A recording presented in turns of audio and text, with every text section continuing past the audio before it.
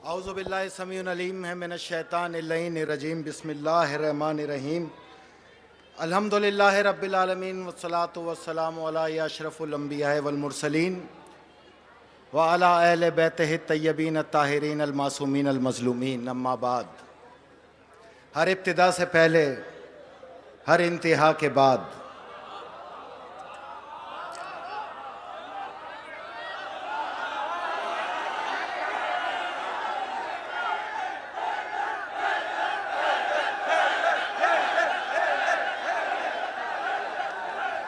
हर इब्तिदा से पहले, हर इंतहा के बाद नामे नबी बुलंद है इसमें खुदा के साथ।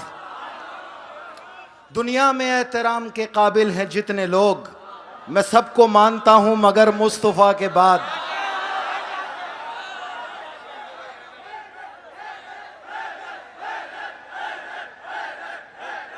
कत्ले हुसैन तो असल में मर्गे यजीद है, इस्लाम जिंदा हो गया बस करबला के बाद।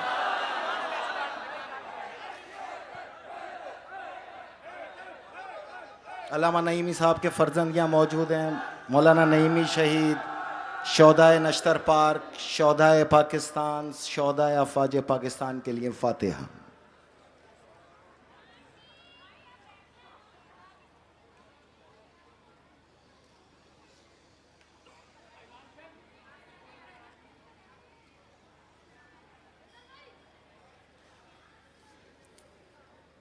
काबिल एहतराम मुंतज़मीन महफिल जाफरिया डिज़ास्टर ज़फ़र अब्बास भाई और उनकी टीम, काबिल एहतराम मुंतज़मीन महफिल, हाज़रीन महफिल, मेहमानान गिरामी और एक जुमले के अंदर आशिकान रसूल व आले रसूल, मोहतरम दरूदियों, अस्सलामु अलैकुम। बिल्कुल बेफिक्र हो जाएं जी। एसएचओ साहब थोड़ी देर के लिए तसव्वुर कर लें कि पीडीएम का जलसा हो रहा है, कोई मसला नहीं, कोई इशू नहीं, कोई इशू नहीं। और बिल्कुल बेफिक्र हो जाए, कोरोना से अभी पाकिस्तान में कोरोना आया ही नहीं, बेफिक्र नहीं। उतार दें मास्क यार, जो उतार दें मास्क, नहीं आया, जब आएगा मैं बताऊंगा, बेफिक्र हो जाए। हमने दुनिया में कोई ऐसा काम नहीं किया कि हम खुदा से मुंह छुपा के फिरे हैं। उतार दो, बिल्कुल पीडीएम का जलसा तसव्वुर करें इंतजामिया, कोई मसला नहीं है। समझो कि नवाज शरीफ तकरीर कर रहा है, कोई मसला नहीं, 3 बजेंगे। बिल्कुल तकरीर का तायुन कुछ और था, मजमून कुछ और था, 90 डिग्री पे मैंने बदल दिया क्योंकि जिक्र फ्रांस में खाकों का। तो मैं सिर्फ इतना कहूँगा उन ताकतों को, और उसकी वजह भी बताऊँगा कि ये क्यों आते हैं जिक्र। उनको इतना कहूँगा कि यहाँ मौजूद क्रिश्चियंस, हिंदू, सिख, मुसलमान, तमाम मज़ाहिब, तुम्हारे मुंह पर वो खुला तमाचा है ये तकरीब कि तुम कर लो तौहीन और ये बताएंगे कि इश्क़ मोहम्मद मुस्तफ़ा क्या है। बस ये है ना, ये दरूदियों का इज्तिमा, ये दरूदियों की महफिल दर हकीकत सुन्नत खुदा है और तकफीरियों के मुंह पे तमाचा है, खारजियों के मुंह पे लानत है।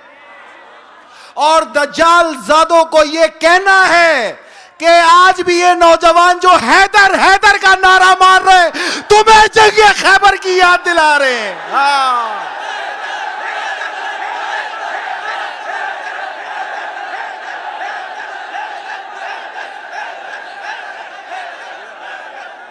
जंग खैबर भूल गए हो?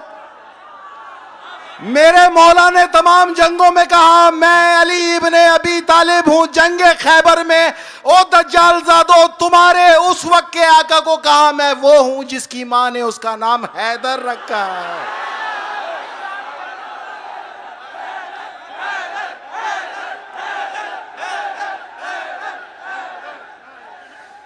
और तुम्हें जवाब देने के लिए हम तो दलाइल वाले लोग हैं भाई, हमारा काम है तुम्हें माफ़ी की दहलीज तक लाना। माफ़ करना ना करना उस अल्लाह का काम है। माफ़ी तुम मांगो हमारे सामने, बाकी माफ़ करे ना करे वो खुदा जाने। इस्लाम वहशत का नाम नहीं, इस्लाम किरदार मोहम्मद मुस्तफ़ा सल्लल्लाहु अलैहि वसल्लम का नाम है।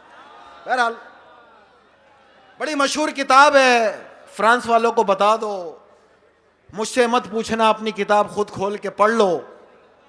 किताब का नाम है the rise and fall of the Roman Empire. The rise and the fall of Roman Empire. और उसमें एक चैप्टर है, उस चैप्टर का नाम है दावत जुल अशीरा।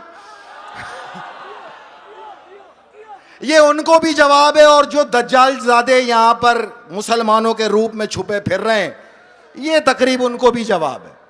हम दलील से बात करते हैं, दलील के अलावा तो हमारे पास कोई चीज़ है नहीं, और जिसके पास दलील नहीं होती उसको कुदरत करती है जलील।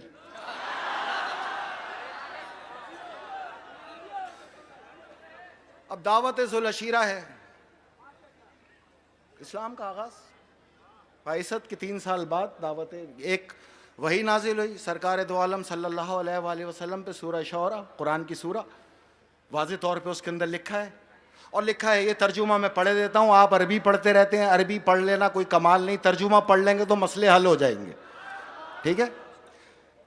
बिस्मिल्लाहिर्रहमानिर्रहीम, शुरू करता हूँ अल्लाह के नाम से जो बड़ा मेहरबान और निहायत रहीम है। यानी पैगंबर आप अपने करीबी रिश्तेदारों को डराएं, और जो साहिब ईमान या जो साहिबान ईमान आपका इंतबा करें, इनके लिए अपने शानों को झुका दें। तो शाब अबी तालिब जो घर था वो उसी वक्त बाबुल इस्लाम हो गया, ठीक है। अब चाहे आप the rise and fall of the Roman Empire ले लें, इब्ने कसीर ले लें, इब्ने असीर ले लें, अल बिदाया व नहाया ले लें, जो भी किताब उठा लें, किसी भी मकतब फ़िक्र की 40 किताबों पे मुश्तमिल ये रिसर्च है। और इस रिसर्च की छोटी सी चीज़ आपको हदिया कर रहा हूँ आज के दिन की मुनासबत से। फिर आपको ये बताएंगे कि ये तौहीनें क्यों की जाती हैं, इसकी वजह क्या है। हर तौहीन करने के पीछे एक मकसद होता है, और वो मकसद क्या होता है वही इस तकरीब का महवर है। और यही आज पूरा कलाम चेंज करके इसी पर ले आए हैं, क्योंकि तमाम लोगों की ख्वाहिश भी यही थी। अब तमाम किताबों में जब इसकी तफसीर पढ़ेंगे तो तफसीर आती है इस तरह, ए फर्जंदाने अब्दुल मुत्तलिब, मैं खुदा की कसम पूरे अरब में किसी ऐसे जवान को नहीं जानता जो मुझसे बेहतर चीज़ अपनी कौम के लिए लाया हो, और मैं तुम्हें ये दुनिया और आखिरत की भलाई के लिए लेकर आया हूँ। और खुदा ने मुझे ये हुक्म दिया है कि मैं खैर दुनिया और खैर आखिरत की तुम्हें दावत दूँ, और तुम में से जो मेरी इस दावत पे लब्बैक करे वो मेरा खलीफा होगा, वो मेरा जानशीन होगा, वो मेरा वसी होगा। दावत दी। अब जब कुरान की आयत आई तो मौला अली को ड्यूटी दी कि तमाम बनु हाशिम के जो बुजुर्ग हैं उनको बुला लो, जनाब अबू तालिब के घर में दावत है। खामोशी से थोड़ा सा सुन लें।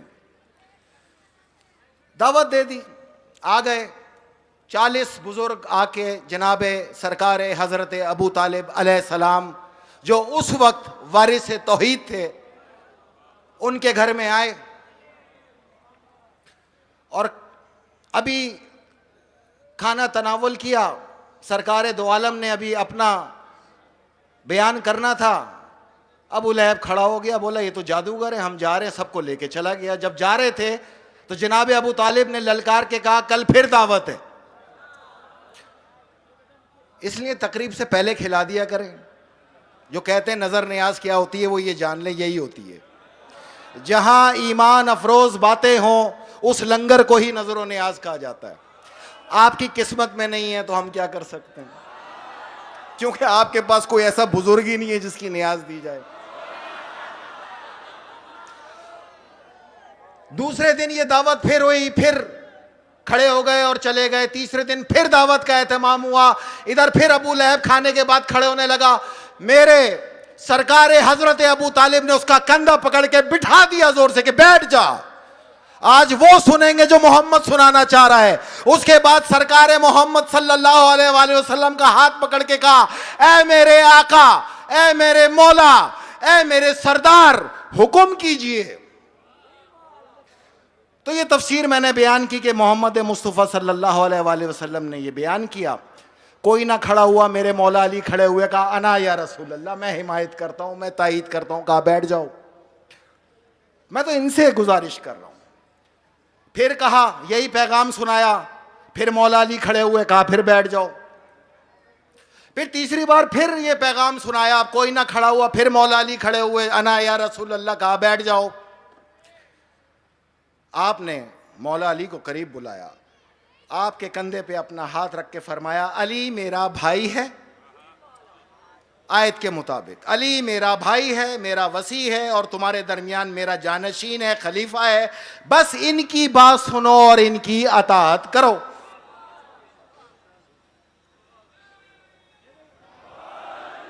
अबू लहब एकदम खड़ा हुआ और जनाबे हजरत अबू तालिब की तरफ इशारा करके कहा, मुबारक हो भतीजे के हुक्म पर अब तुम अपने बेटे की अताअत करो।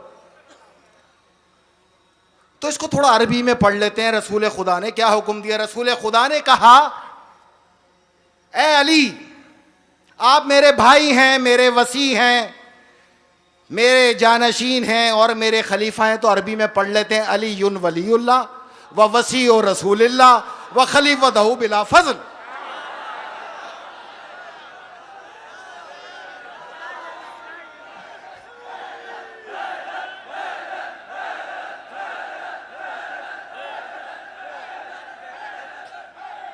है ना, यही हुआ ना, आप मेरे जानशीन हैं, आप मेरे भाई हैं, आप मेरे वसी हैं और आप मेरे खलीफा हैं। तो इसको मैंने अरबी में पढ़ दिया, ला इलाहा इल्लल्लाह आदम सफ़ीउल्लाह, ला इलाहा इल्लल्लाह नूह नजीउल्लाह, ला इलाहा इल्लल्लाह मूसा कलीमुल्लाह, ला इलाहा इल्लल्लाह इब्राहिम खलीलुल्लाह, ला इलाहा इल्लल्लाह मोहम्मदुर रसूलुल्लाह। हर जगह डिफरेंशियल कहीं नहीं था।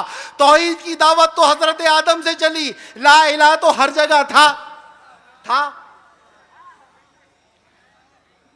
कोशिश ये कर रहा हूं कि आपको इस आयत की गहराई में लेके जाऊं और यही हदिया है, कुरान ही काफी है, बेशक कुरान ही काफी है। अब क्या है आयत, पैगंबर आप अपने करीबी रिश्तेदारों को बुलाएं और उनको अल्लाह से डराएं और जो साहिबे ईमान या जो साहिबाने ईमान आपकी इत्तबा करें, इनके लिए अपने शानों को झुका दें। इस पूरे खुलासे में हैरान कुन बात यह है, कहीं पर भी यह नहीं कहा कि खबरदार बुतों को ना पूजना, खबरदार बुतों की इबादत ना करना, इसलिए कि 40 अफराद जो उस घर में मौजूद थे वो दीन इब्राहिमी पे कामिल थे, बनु हाशिम थे, जनाबे अब्दुल मुत्तलिब के पोते थे। तो ऐलान नबूवत था। ऐलान नबूवत किन में था? वो जो दीन इब्राहिमी पे कामिल थे। इधर अबू लहब ने कहा मैं ये हिमायत नहीं करता, उधर कुरान में खुदा ने उसको बिल्कुल इस तरह औलादे इब्राहिमी से निकाला जिस तरह कुरान में जानवरों के अंदर सूअर का नाम लेके निकाला, ऐसे निकाला उसको। तो अगर कोई और काफिर होता तो उसको भी खुदा निकालता। आपका इख्तियार थोड़ी है मौलाना साहब।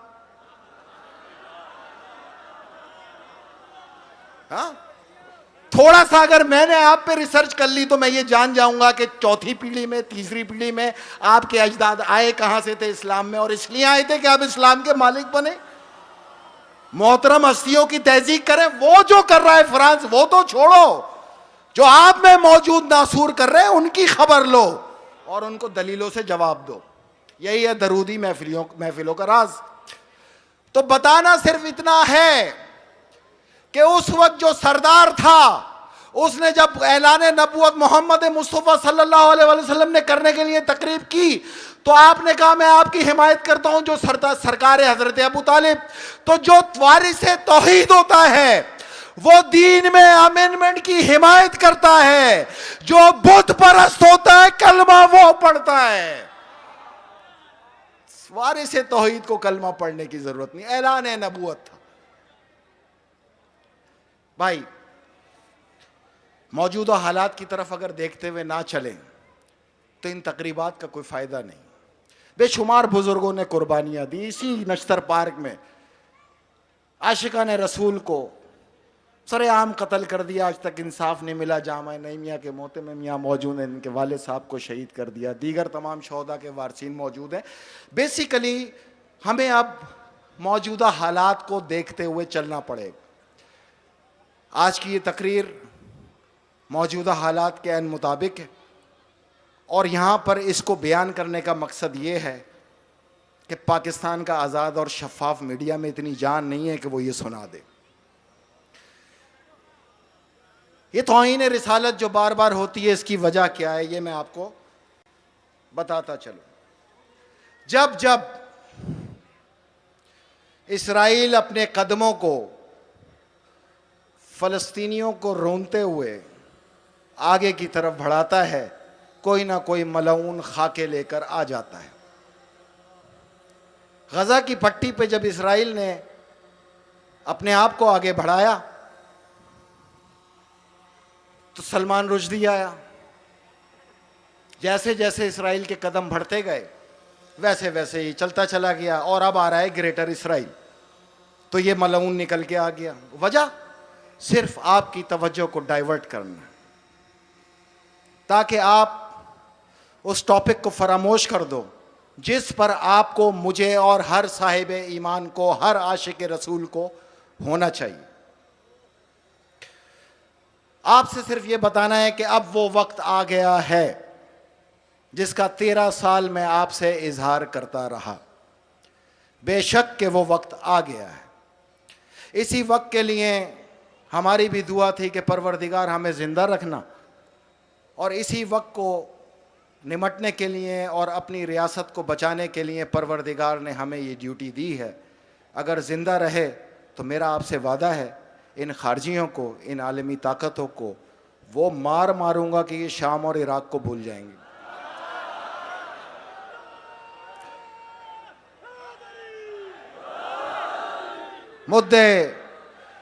मुद्दे सहाबा के चैंपियनों को भी बताना है, हम वही लोग हैं जिन्होंने हज़रत अम्मार यासिर की, हज़रत अवैस करनी की, हज़रत खालिद बिन वलीद की, हज़रत हजर बिन अदी के रोज़ों की ना सिर्फ हिफाजत की बल्कि उनको दोबारा तामीर किया।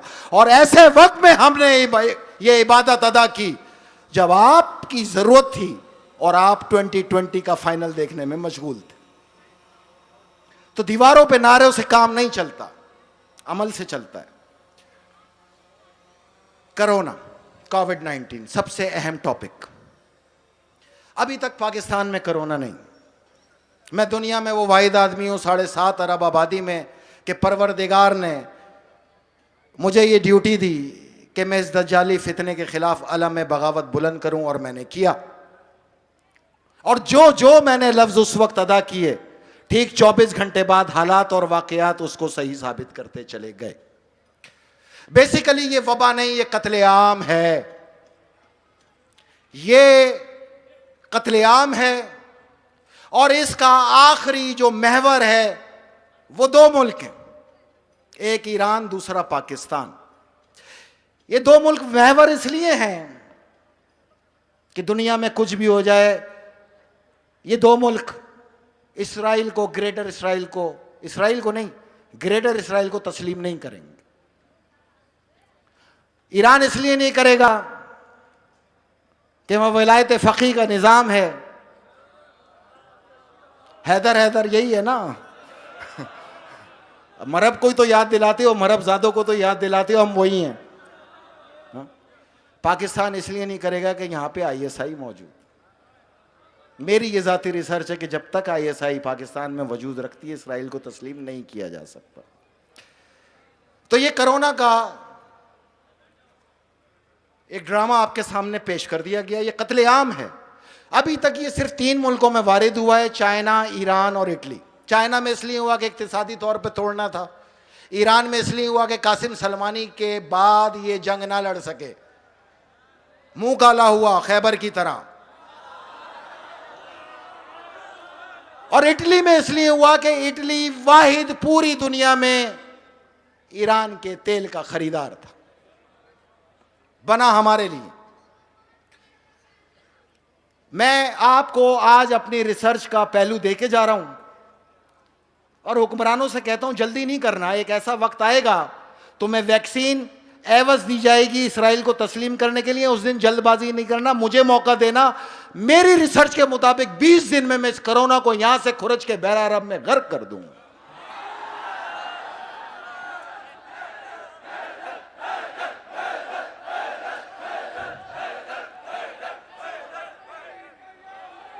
थके तो नहीं आप लोग?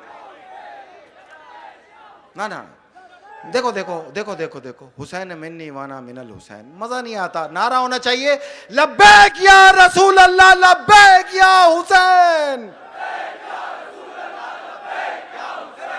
लब्बैक या रसूल अल्लाह, लब्बैक या हुसैन।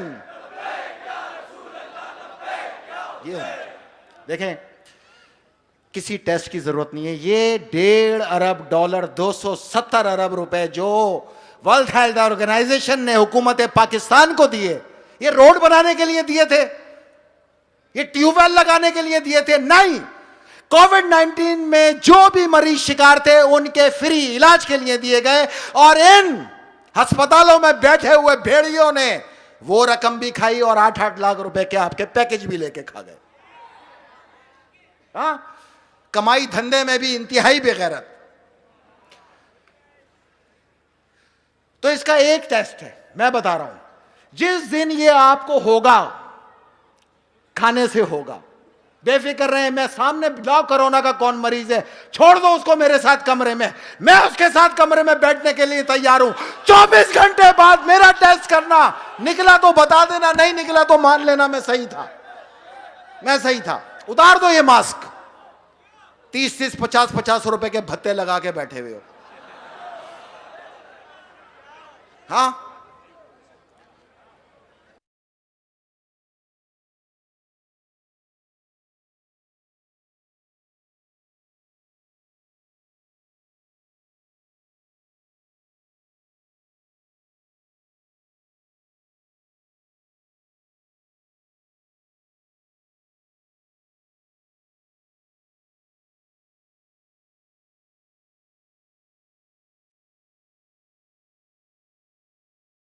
हमारी इबादतों के तुफैल खुदा की अजमत और तहारत का यकीन नहीं दिला सकता, तो फिर वो खुदा का घर कैसा? आवाज ये आनी चाहिए थी कि काबातुल्लाह खोलो।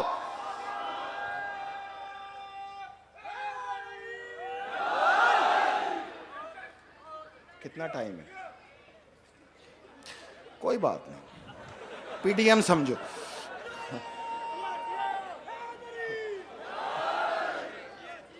काबातुल्लाह खोलने की आवाज किसी ने नहीं दी। ये तमाम मसाजिद उसी से तो मुंसलिक है।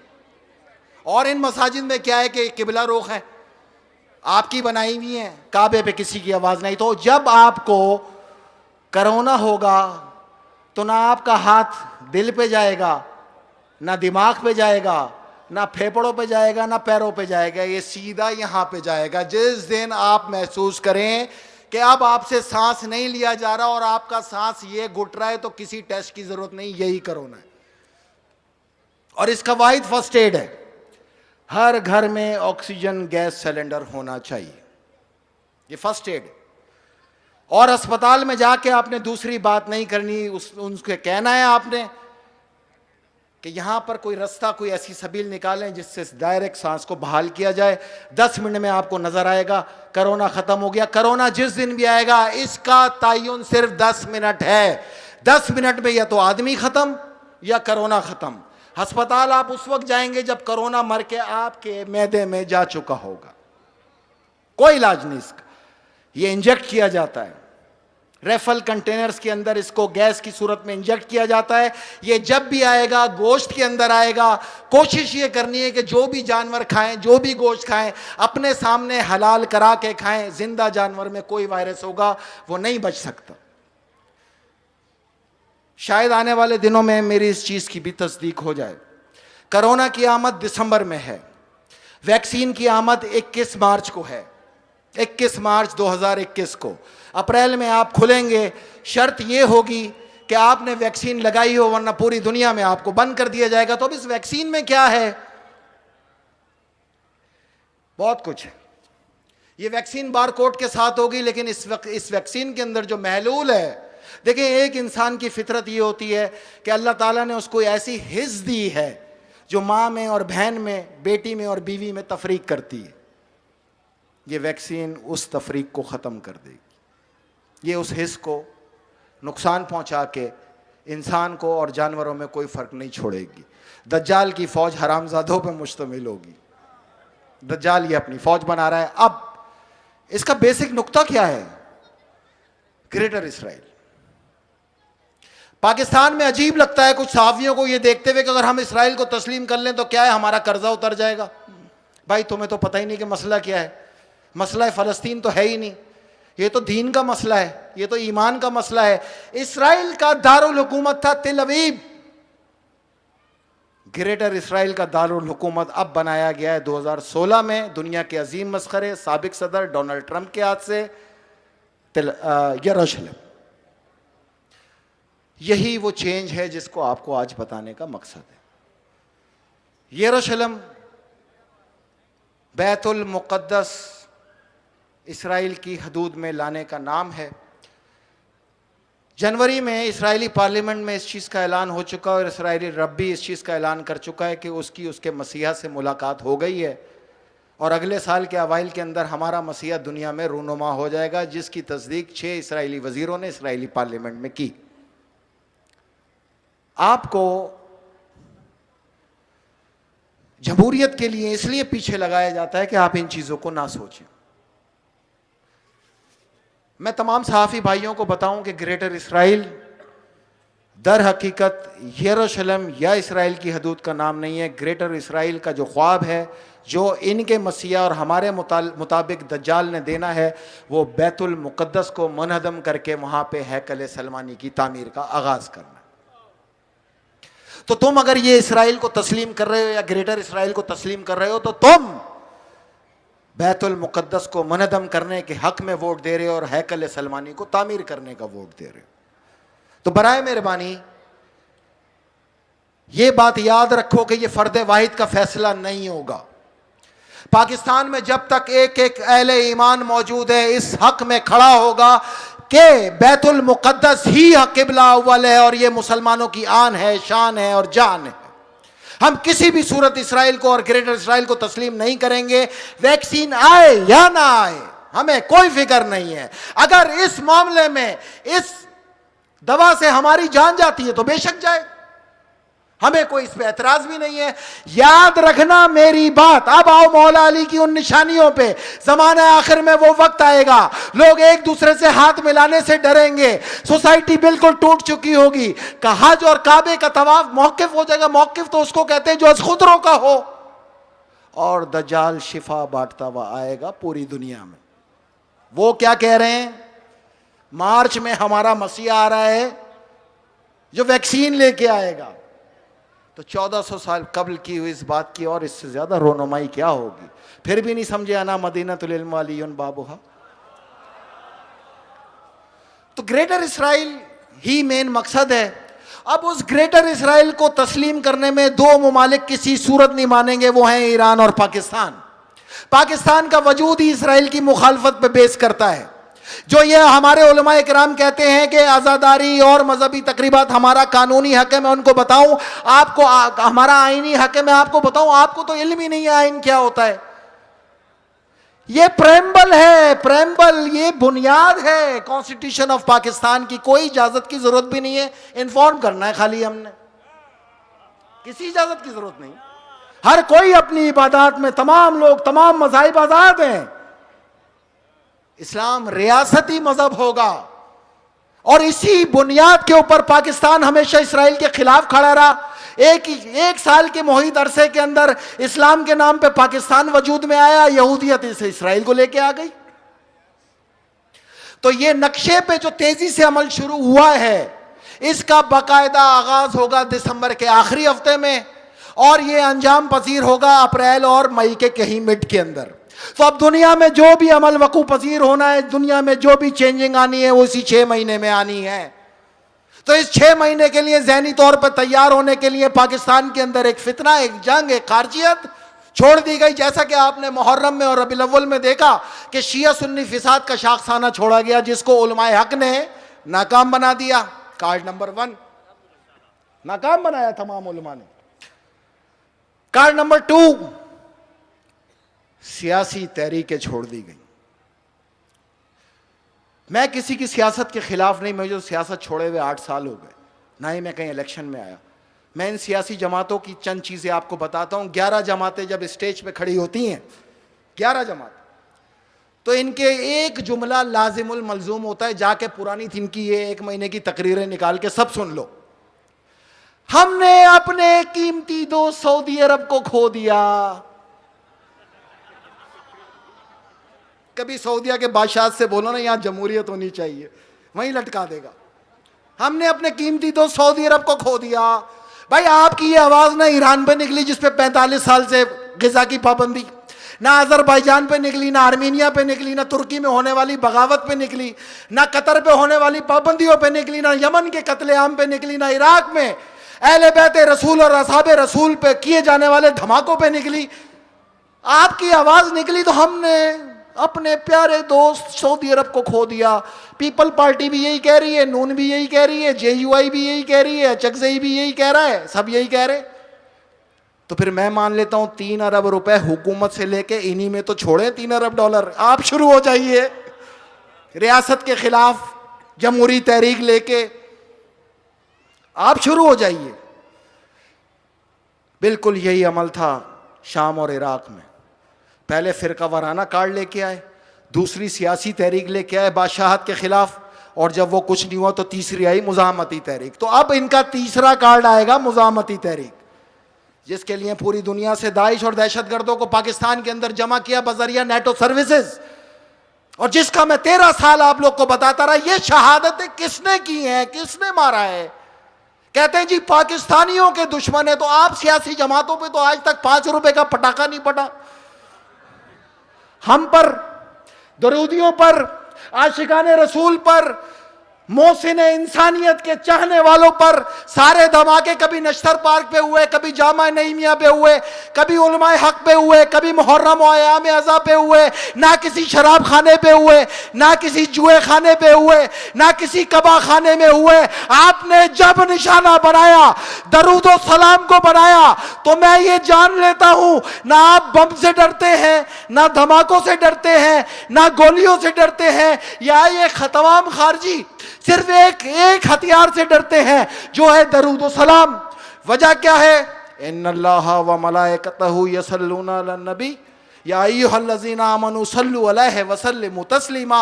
अल्लाह और उसके फरिश्ते हैं मोहम्मद आप पर दरूद भेजते हैं, और ए ईमान वालों आप भी कसरत से दरूद भेजो और सर झुका के तस्लीम करो।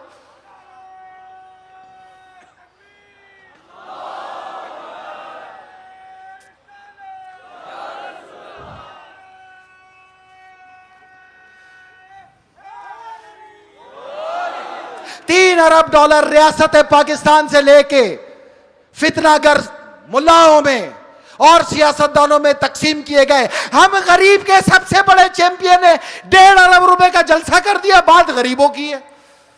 पैसा कहां से आया? आपके पास ये पैसे कहां से आए जो आपने तहरीकें शुरू कर रखी हैं? यही पैसे अगर इन्हीं कोरोना फंड के अंदर डाल दें तो आने वाले मसाइल से निपटने के लिए हमारे पास वाफिर मिकदार में वेंटिलेटर और ऑक्सीजन गैस सिलेंडर होने चाहिए। भाई ये वो बातें हैं जो इन तकरीबात का असल मकसद है। अगर दौरे हाजिर के दज्जाल के सामने आप आवाज नहीं उठा सकते तो आपको कोई हक नहीं आप अपने आप को आशिक रसूल बोलो। क्यों? मेरे रसूल खुदा ने नहीं कहा जालिम और जाबिर हुक्मरान के आगे कलमा हक बुलंद करना सबसे बड़ा जिहाद है? तो ये जिहाद कब तक चंद लोग करेंगे? और वो जो चंद लोग जिहाद करके पाबंदो सलासल हो जाते हैं, आप सोशल मीडिया पे बैठे हुए जंग लड़ रहे होते। हम क्या सोशल मीडिया पे गिरफ्तार हुए थे? तो जब आप अपने हक के लिए लड़ने वालों के हक में नहीं खड़े होंगे, आपके हक में लड़ने के लिए कोई नहीं खड़ा हो। हम उस दौर में जा रहे हैं जहां से तीसरी आलमी जंग अजीम का आगाज होने जा रहा है। अगला साल दुनिया में तीसरी आलमी जंग अजीम खुल के फैलेगी। आलमी ताकतों का मकसद है कि इस जंग को पाकिस्तान में फैलाया जाए, इस जंग को कराची से आगाज किया जाए। इस जंग के अंदर बड़ी तादाद में दहशतगर्द मौजूद हैं। याद रखना, अगर आपने अपनी वर्दी का साथ ना दिया या उसको कमजोर करने की कोशिश की तो फिर आपकी बचत का कोई रास्ता नहीं। लेकिन अगर आपने अपनी सिक्योरिटी फोर्सेस का साथ दिया, उन 14 अफवाज पाकिस्तान को अकीदत की नजर से देखा और शिया सुन्नी इत्तेहाद बनाकर तमाम आशिकाने रसूल को अगर फौज के साथ खड़ा कर दिया, तो मैं आपको बताऊं शाम और इराक में वो शिकस्त तकफीरियों को नहीं हुई जो रियासत पाकिस्तान में होगी। 2 मिनट बेटा। भाई ने कह दिया 5 मिनट, 5 मिनट। भाई ये बातें करते हुए मुझे 13 साल गुजर गए। 13 साल में 9 साल आइसोलेशन, 5 महीने गुजारे थे घरों में मुंह लपेट के, कोई सड़क पे नजर नहीं आता था। कैसा हाल हुआ आपका? तो 9 साल में हमारे क्या हाल हुए होंगे? क्या हमने अपनी जात के लिए ये बातें की? मैं आपको ये तलबी करके जा रहा हूं, मैं आपको ये हिदायत करके जा रहा हूं, मैं तमाम शोहदा के वारसीन को बता के जा रहा हूं, कहां गई वो बरसियां जो हमारे शोहदा की हुआ करती थी? कहां गई वो तकरीबात जो इमाम बारगाह अली रज़ा असाना नश्तर पार्क पे हुआ करती थी? कहां गए वो हजारा के शोहदा की बरसियां? कहां गई वो मून मार्केट के शोहदा की बरसियां? कहां गई जामा नईमिया की उस बरसी को पूरी सतह पे मनाया जाता था, आज क्यों नहीं मनाया जा रहा? ये तकरीबात की जरूरत, ये स्टेज सजाने की जरूरत है। इन शोहदा की तकरीबात को राइज किया जाए, बिल्कुल ऐसे जैसे ये शान रिसालत की तकरीब राइज हुई। हमारी तमाम शहादत जिक्र मोहम्मद व आले मोहम्मद के सदके में है। हम तो खुश हैं, मारो यार इधर ही मारो, इधर से तो सीधा जन्नत है ना भाई। तो तमाम शहोदा की बरसियों का एक बार फिर आगाज किया जाए, दरूदी सोच को यकजा किया जाए और बारूदियों का मुकाबला किया जाए। जब तक रियासत हुक्म ना दे हमने असला नहीं उठाना, और जिस दिन रियासत ने हुक्म असला उठाने का दिया, खारजियों में तुम्हें इतना मारूंगा कि खैबर से लेके इराक तक तुम्हारे जद्दी पुश्ती हिला दूंगा।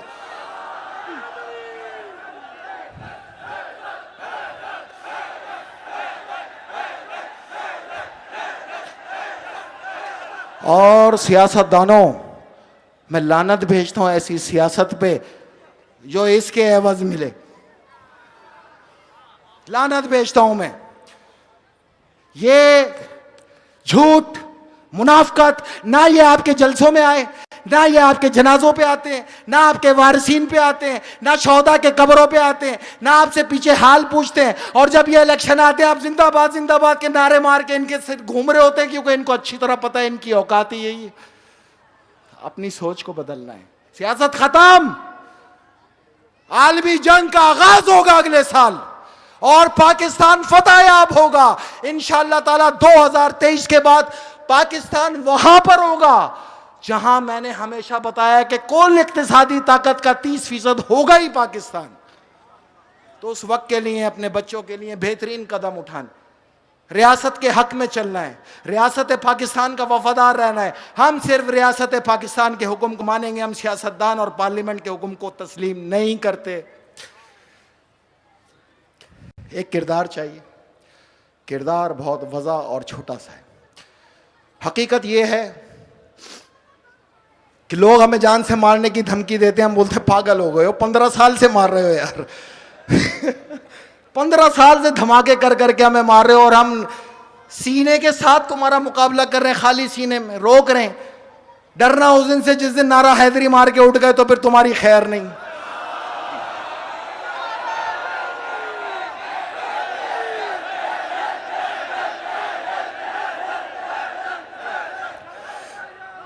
भाई